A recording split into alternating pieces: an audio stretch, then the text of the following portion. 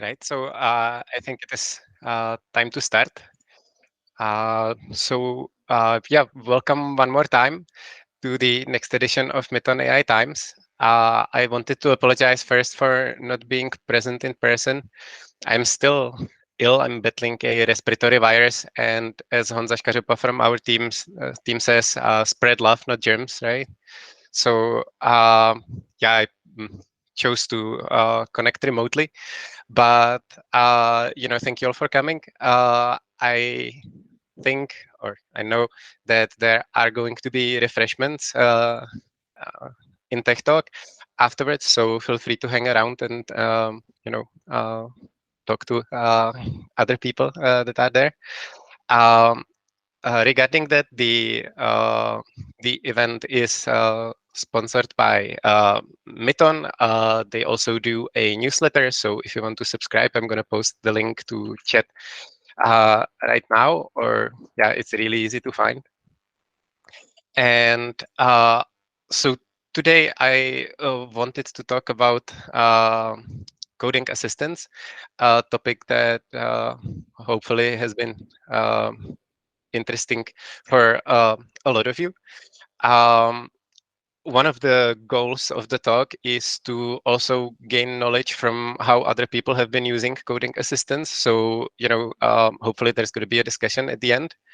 And yeah, if you have any questions during or after, it's completely fine to, jump in the middle, post your question into the chat, or just wait for the end.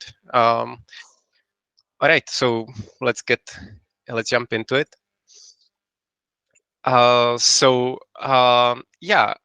the past year, there have been a lot of even academic papers and peer-reviewed papers coming out on how coding assistants are gonna change the several industries.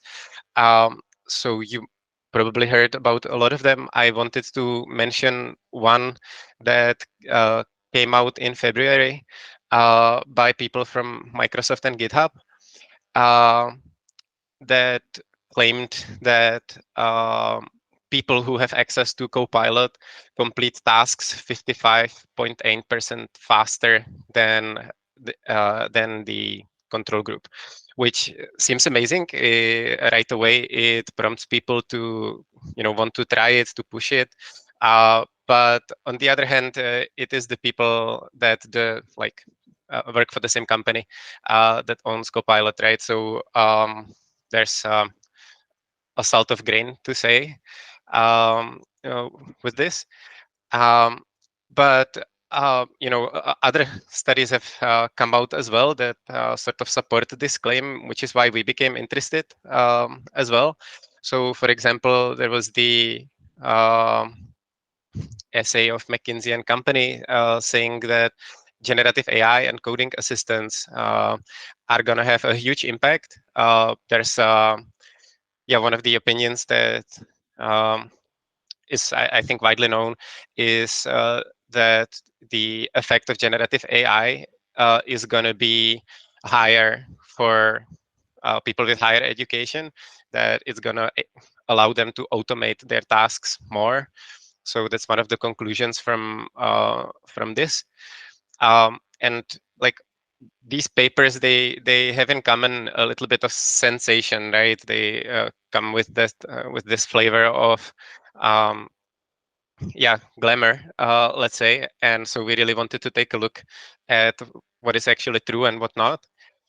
And that's quite hard to do nowadays, right? Because there's so many coding assistants coming out every day that even saying, like, if you test these, I don't know, 3, you have tested all that is necessary, or something like that. The landscape changes every day.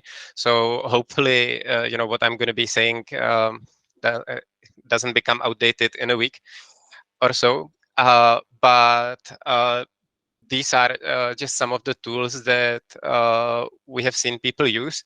I want to mention that the results I'm going to show do not include the code llama, because that came out after our test. but for inspiration, yeah, these are the tools that we have been testing. Yeah, they either come as a standalone chatbot, or they come in the form of a plugin for the IDE. And yeah, they work in different ways. Some of them use comments as an input or the prompt. Some really take natural instructions in natural language. But what they share in common is that people can use them to, generate new code, to debug and stuff like that, for developers to become more effective. Um, and so, yeah, over the summer we tested quite a bit of these, and then we asked everybody who has been using them to fill out a survey. So I'm going to share the results of that a little bit later. But to evaluate how well the assistants perform for us, we went back to this particular paper. It has last been updated this September, so hopefully it's not too old, right? But it is a paper called A Large-Scale Survey on the Usability of AI Programming Assistants, Successes and Challenges. And it is by more or less independent institution. The people who wrote it are from Carnegie Mellon University. So hopefully there's no bias towards any of the tools. It comes with its downsides, but this is the main inspiration for how we went about evaluating it. So yeah, why we chose this paper as the inspiration. So one thing is that the value that the coding assistants bring was evaluated with 410 users, which doesn't seem like such a large number in the age of internet. But comparatively to the previous studies, it's order of magnitude larger number of users than what, yeah, has been known so far. So there have been already studies on how effective coding assistants are, and those usually involved 20 to 30 people. The Copilot one from 2023 from Microsoft involved 95 participants. So that's one thing. The ideas in the paper, they seem to be, more statistically significant. And we also liked how they evaluated if the coding assistants help and how much, because if you get in touch with one of these companies that offer coding assistants, they will usually offer uh, some of their own metrics for you to evaluate, like the number of strokes saved. They will allow you to input the salary of your developers into the tool as well, so that you can really see, how much you're saving. But that's very, I think it's out of touch with how the tools can be used. And so we wanted to do the same. We wanted to send out a survey, and in this survey from the paper, they first they asked people why they are using coding assistants, how often they use them, what strategies do they employ for interacting with the tool, why. If they chose not to use them, in some cases they ask why, and of course they asked about the demographics to evaluate, how well they chose their participants. And another reason is that if you read the acknowledgements in the paper, the very final paragraph, they give acknowledgement to their dog called May for providing support and motivation through the study, which is really nice. And yeah, so uh, one of the things that they asked about was how much code the coding assistants write for the developer. Um, we did the same. I'm going to show our results and compare them later for most of the things I'm going to be showing. But what they claim is that if people use something like GitHub Copilot, they end up with about 30% of their code being written by the tool, which is a huge number again. And if they are using something, like a chatbot, so something like ChatGPT, they end up with about 20% of their code written by the tool. So yeah, if that worked for us, that would have been amazing, right? So there was a good motivation to try it. And here's the percentage of users that tried these tools in the study. Um, yeah, they ask people about their motivations to use coding assistants, and it so the results are here. The most frequent reason to use a coding assistant is to have a smart autocomplete that would reduce the amount of keystrokes. I sort of disagree with the results a little bit, because they gave like a limited amount of choice to the respondents. So these were pre-selected by the authors uh, of the form. But still, it's interesting that people expect to write less, essentially. Uh, Another thing is that people often want to finish their programming tasks faster. They want, any kind of assistance they can get. And here's something that is very interesting. People want to use them to avoid searching for code snippets, correct syntax, or the signatures of different APIs. Um, and this is really strange, because it's the third reason to get into coding assistance. But later on, we're gonna see that this plays a role when people reject the results quite often. Um, and yeah, so on top of that, people also like to use these tools to generate tests and propose and discover edge cases that they didn't consider. So supposedly this could make the code more secure and robust. If people chose not to use the coding assistant, um, these were the most frequent results.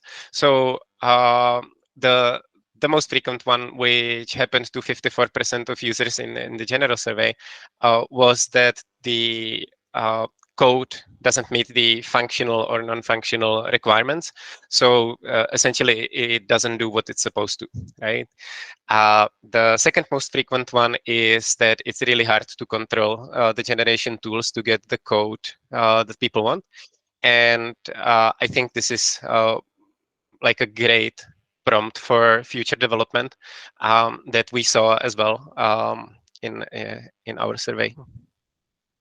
And yeah, people are often worried that they will spend too much time debugging or modifying the code that has been written by these code generation tools. Again, yeah, we can compare later on. And sorry. So another interesting thing was that they asked people on their strategies how they try to use the coding assistants. I found this very inspirational because I didn't even think of a lot of them.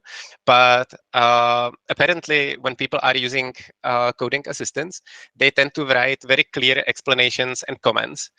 This is the number of responses that marked it as their strategy. So yeah, out of over 400 people, about 100 started writing clear explanations and comments. And this in itself could be considered a positive impact of using the coding assistant, right? But yeah, 44 respondents apparently just used no strategy. They installed the plugin and started using everything without changing, yeah, even a little bit. Smaller number, about yeah, about 1%, right? Sorry, about 10% of people, they start adding code before they run the coding assistant. So they write like a skeleton of the function they have in mind, or of the class, or of the module, and then they ask the the tool to like complete the missing bits. And another positive impact that surprised me was that a lot of people simply start following good code conventions, like naming your variables so that it's very easy, readable, and understandable. And they name their functions so that everybody knows what they're doing, even just from the name of the function. And that's another, I think, quite nice impact of using the tool, even just that it makes you think about these things. And another one that surprised me a little bit, because I didn't exactly know how the coding assistants work at first, was a lot of people start opening files that are relevant for the assistant to generate the code they want it to generate. So one of the things we learned when we were talking to one of the companies that runs these assistants is that the IDE plugins, they take as a context for whatever you want it to do, everything that you have open. So all the tabs that you have open, sometimes they prioritize the one tab that you're on, but yeah, usually it cannot load the entire project as the context, right? So the coding assistants, they need some heuristic to choose the context properly. And apparently open files is exactly the way they do it. And a lot of users know it and they try to take advantage. So that's something that a lot of people do. And I think that's, yeah, that could work. That's very nice. Anyway, so based on the survey, something that we expected to see as well was that the coding assistants apparently should work really well on a repetitive code. So if you have a template, for example, that you use over and over and over again with, for example, I don't know, different content a little bit, but the function that feeds the data in is the same. In these cases, the tools worked really well. And I think that under this, the users also including writing tests, where if you need a lot of cases with the same code but with different inputs, that's something that the coding assistants apparently do great. Um, a lot of users said that the assistants work well with simple logic. So some simple database queries and easy decisions in the code that apparently these were handled well by the assistants. I would expect otherwise. I would expect the assistants to fail even on simple logic, because I don't think that learning it from text is very easy. But yeah, apparently the report is that simple logic is done well. And a lot of people wanted the tools to be a clever autocomplete, and they got what they wanted, right? So a lot of successful use cases where that the code completed, the assistant completed the code with something that's already present in the context. So that was very nice to see. And another interesting thing are the edge cases. Apparently for this, the coding assistants worked really well based on the report. And they mentioned that a lot of programmers reported that it makes their code more secure because it sanitizes the user input, all these like basic things that you're supposed to think of every time you write something. But sometimes you fail, the tool simply does it every time. So that was another expectation that we had going in. And apparently the tools are great at generating proof of concepts. So like these first drafts of an app, which is something we wanted to test as well. And surprisingly, when people were using the coding assistants, they also learned a lot, because they often suggested writing the code in a way that wasn't natural to the programmers at first. So for example, for me, it's exactly the case in Python. I know a lot of constructs that are in Python, but I just don't use them very often. And when the coding assistant suggested something, in a different manner than I would do it, I actually relearned or even learned something new, and it helped me remember a lot of stuff that I knew but forgot. So yeah, that's the same with what the users reported, and I was surprised to find that documentation was reported only a few times. I would expect the natural language models to work really well for this. So if I wanted it to generate a comment, let's say, or even like a doc string or something like that, that would sum up what the function does. I would expect natural language model to do that really well, but not many people reported that this is the case. And there's a couple of sections devoted to reasons why people decide not to use coding assistants. I sort of put them all together into 4 bullet points and a single slide, called it fails. And this is one of the strange things, is that about 25% of the people claimed sorry, that they don't want to use coding assistant because it proposes unfamiliar API. And this is really strange because some people are happy that they learn about a new API, about a new library or package. But on the other hand, it seems to be very divisive because 25% of the people also say that this is exactly what they don't like. So I guess it's just one of the features that comes with it.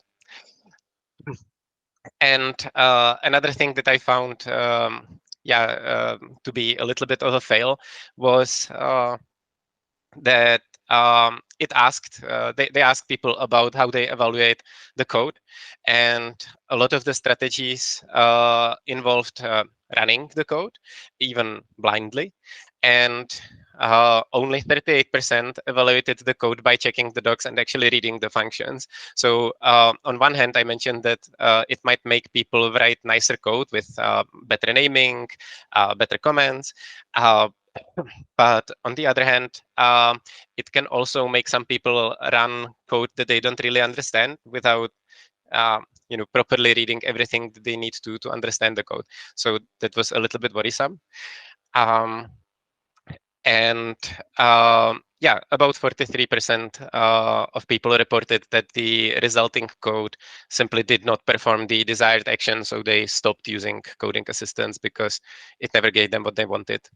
And another big thing in the paper is that most of the coding assistants are not able to take user feedback right now. So that's something that, yeah, the companies can work on. And finally, some people also responded that they didn't use the coding assistants at all, or they even tried it but were concerned later on. And the most frequent concern that people have when they are using coding assistants is that they infringe on intellectual property, which of course can be completely valid because it's trained on a lot of code. So I wanted to mention this here. It's good to address this for each project that people use the coding assistants for. And so now to what we did. We mainly got in touch with the company Codeium. They offer a free coding assistant, which is very similar to Copilot, but yeah, it's completely free for now. Uh, and they also offer a enterprise edition, which is what we talked to them about, where they offer to fine tune or let you fine tune your own models on your own repositories. So we did this for our PHP and Python repositories. I should say immediately that we were right on the edge of where this is supposed to help with the size of our repositories. They claim that it's supposed to start working as soon as you have at least 80,000 lines of code. Um, combined, we had way more than that, but each individual repository had about 100,000 lines of code in our case. So they even said prior to starting the test that it's a coin flip if it's going to help or not in our case. But I can only recommend it. It was a very good process. They are very active, help you with the deployment. So if you feel like you need a self-hosted model that is not going to send the code anywhere outside of your company, that's definitely a good reason to get in touch. And if you have a big repository that you can fine tune on, it might be worth giving it a shot.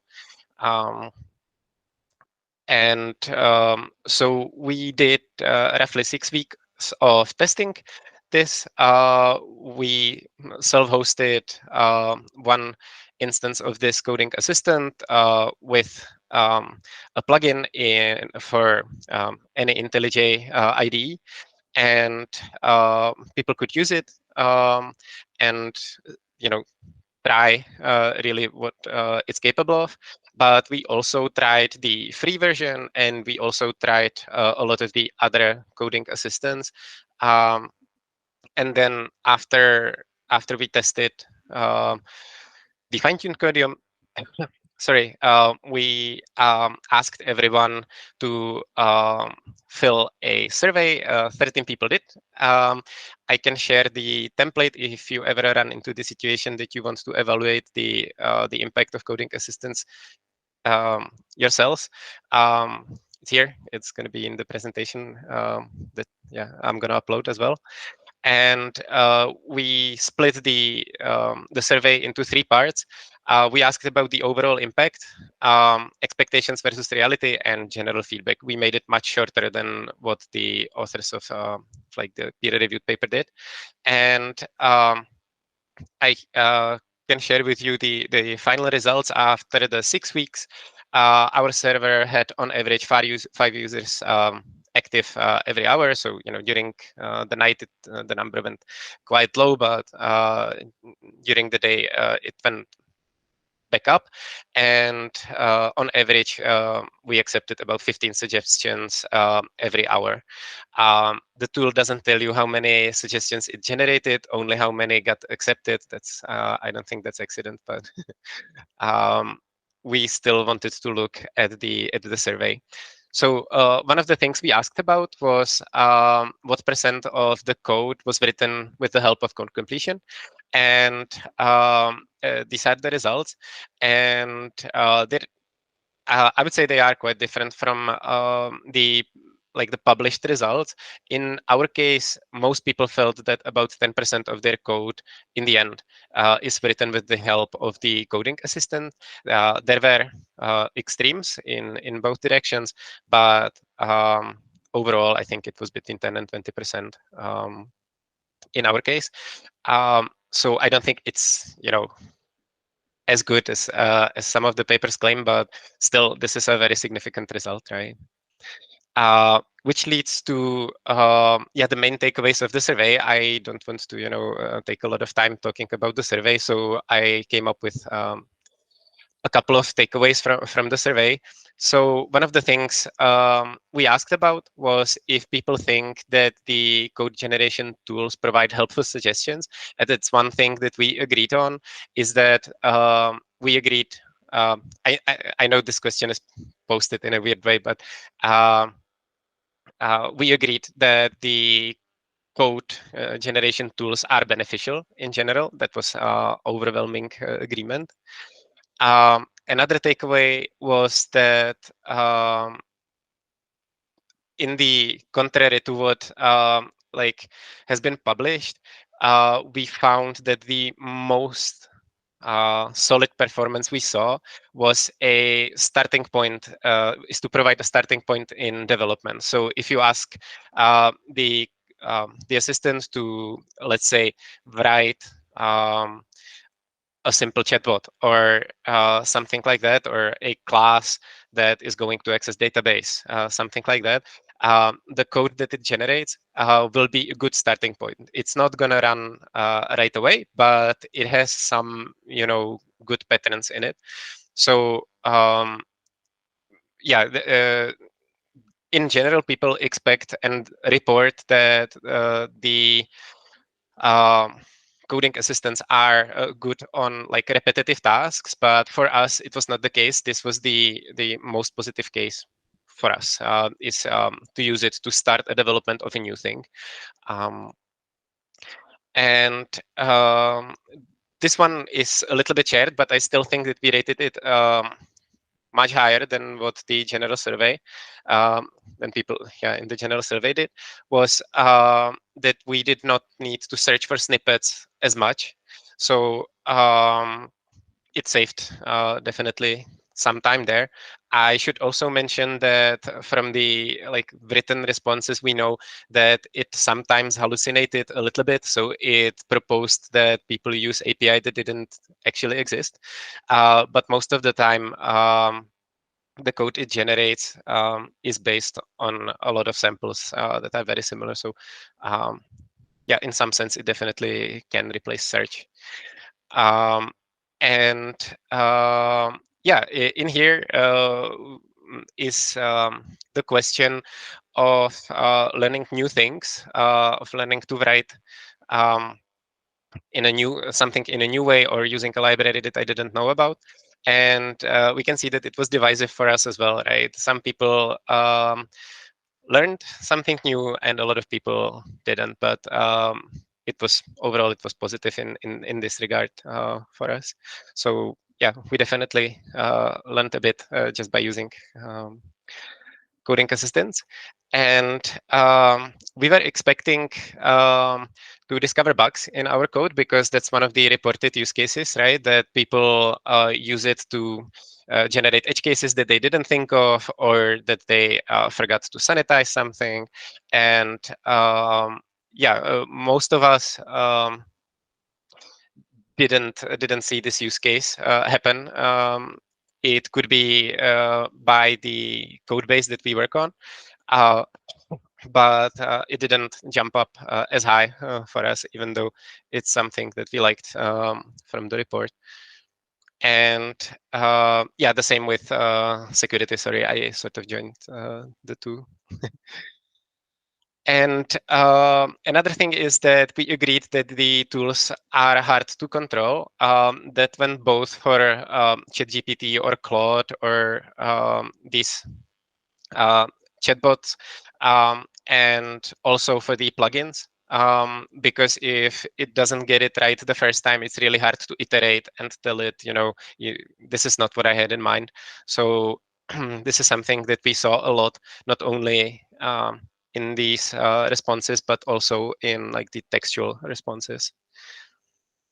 And we were expecting to see a big difference on like different groups of tasks for the coding assistants, uh, because that's what everybody has been reporting. But we essentially saw the assistants perform equally as well on all the tasks that we had in our repositories. So these are tailored a little bit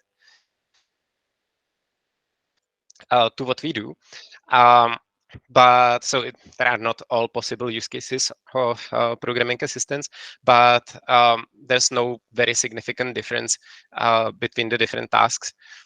Maybe with the exception of like the GUI tasks, where yeah, everybody found it positive, and unit testing a little bit, but nothing extreme in here. And another thing that we heard people want to use coding assistance for, and why we wanted to try it, is that people often use them to write in a language that they are not that familiar with. So you can try writing a plugin in Bash or whatever, even though you haven't used it in a year. And that's something that not a lot of people ended up doing based on our survey. But again, in the general results, people claim that they are able to use the assistance in this way frequently. But yeah, it didn't happen for us. I wanted to mention the results of fine tuning. So we know that a lot of times it happened that the fine-tuned model suggested something from our own repository, but it wasn't happening too frequently. And definitely, I think that the impact of like having the files open, for example, and providing the correct context was much bigger than fine-tuning. I think it is simply a matter of the size of the repositories. But yeah, when we ask people to evaluate different tools, the fine-tuned model got essentially the same evaluation score as the free version of the Codeium, as Copilot, as ChatGPT, as Claude. And these came out as the highest rated, and all of them were rated equally well. And another thing I wanted to mention is that self-hosting these models can be expensive. Copilot and like free Codeium are pretty cheap if they, help the developers as much as they claim. But running it on a custom, let's say, hardware or running it self-hosted can come up to quite a large bill. And I think it's really hard to compete with the deals that the companies offer to the public. We would need to have a very large programming team for this to be better than just buying something that's ready-made. Another consideration might be if you need your coding assistants to be on a closed network or something like that. But if you are fine with sending the data to another company, it's definitely it can definitely be expensive to self-host the models. And so yeah, this is it. This is what I have prepared. So do you have any questions, or what is your experience? That's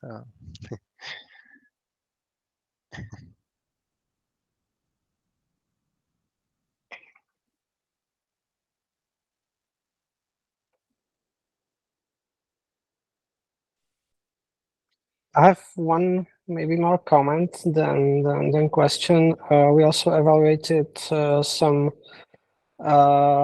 assistants in our company, and there was quite a big difference between, for example, people writing different technologies. So it worked much better for us in JavaScript. It was quite okay in Java. We received some not so great responses from people writing Python. I don't know what it is. If it's because of I don't know, the type systems or some how similar the code is, but there was also this difference. And I wonder if in the paper that you referenced, was there some mention of the programming languages they used it for? Yes. So they claimed that so for Python, they reported the worst performance as well, I think, but only by like 1%. So they evaluated by number of accepted suggestions. And apparently people were accepting about 27 to 29% of suggestions across languages. And for like JavaScript, it was, I think, almost 29%. And for Python, it was about 27%. But it seemed to be very, very similar. I was expecting the same thing. Yeah.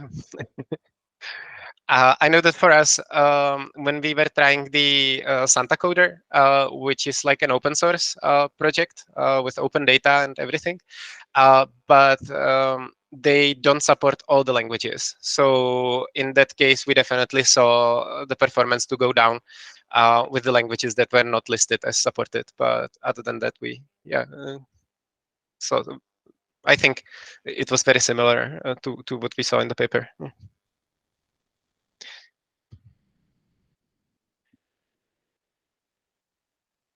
I have one remark and one question. The remark is that actually the case for a repetitive code, to me, is the terrible one.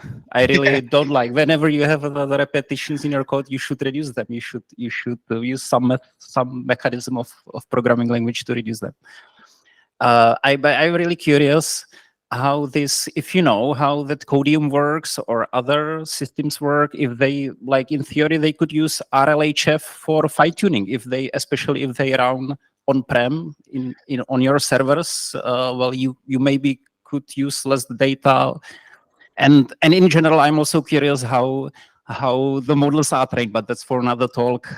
Like because I can imagine hundreds of strategies other than just next token predictions. Probably that there are. Yes. So I also tried asking a lot of the people about this, and what they were willing to share is so they don't use RLHF right now. They simply use a proxy of it, and they so the if you accept the suggestion, they take it as a like a good sample, and if you don't, it's a bad sample. So in that sense, yes, they do use it, but there's no like I don't know labeling studio where you would label the completions as I don't know sort of good and excellent, and based on that did the training. I also think that could be a way to go. Yes, and yeah, I think internally they right now most of the models are trained on like the next token prediction or fill the missing space, and they differ on how long the completions that they are asked for are. So there are models that are really trained to predict the next token, the next word, let's say, and then there are models that are trained to predict a long sequence, so fill in an entire function, for example. And yeah, I think it's okay to say that that's exactly what Codeium is coming out with, that they're going to have like different models for these tasks, and you will be able to select them with like a keyboard shortcut, for example, in the plugin. I don't think it's out yet, but it's coming shortly. Yeah. Thanks.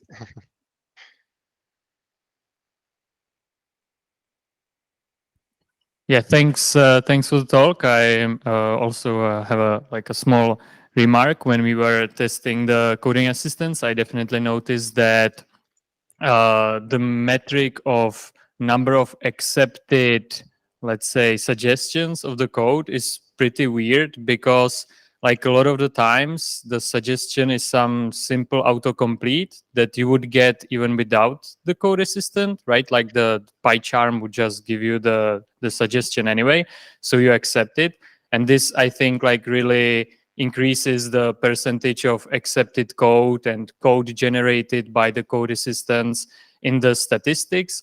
But the question is, how much of that code is actually added value of the code assistants compared to like a normal autocomplete that's already there without like, artificial intelligence or whatever they call it. And like in my experience, that was like the vast majority of the accepted suggestions. And like when I was trying to do something a little bit more complex, it always took a couple of tries. Well, I mean, most of the times it took a couple of tries to kind of like either I accepted it and then I rewrote parts of it, which also counts as an accept in their statistics. Yeah. So they're like, yay, we did a great job, you accepted it, but actually it's wrong. I just liked like, yeah, I want to call this function, but you filled in wrong arguments. And like, what am I supposed to do? Like, if I don't want to accept it, I have to press escape. Or like, it's from user experience point of view, it's always much easier to accept the solution and then rewrite parts of it, which I feel like it's, I guess they're kind of expecting you to accept everything. And then they can say that, hey, you accepted 90% of our suggestions. Yeah, but like I rewrote 80% of them, but you don't have that in your data. So yeah, in my like sense, the statistics are very skewed and they don't really tell the whole story, and not even like the significant part of the story of how actually useful the assistants are. And I think it's really hard to evaluate them, like I mean, with some hard numbers. Yes, I agree completely. Yes.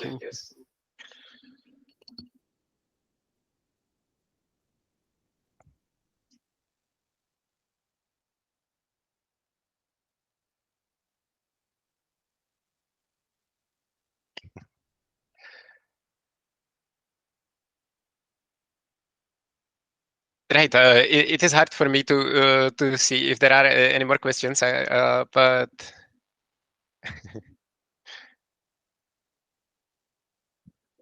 Okay, yes, so it looks like there are no more questions, also none in the chat, so we can thank the speaker, and yeah, thanks. thanks a lot.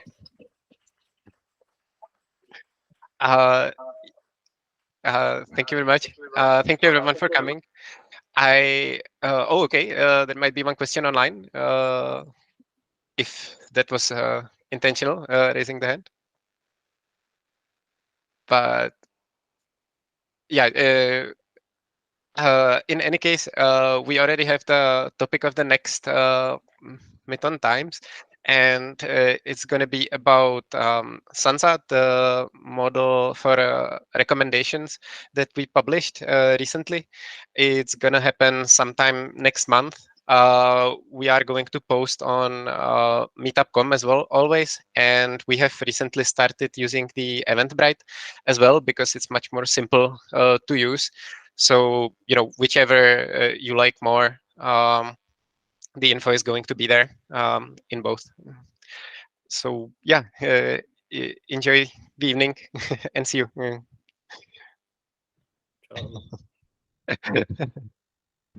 Thanks, bye.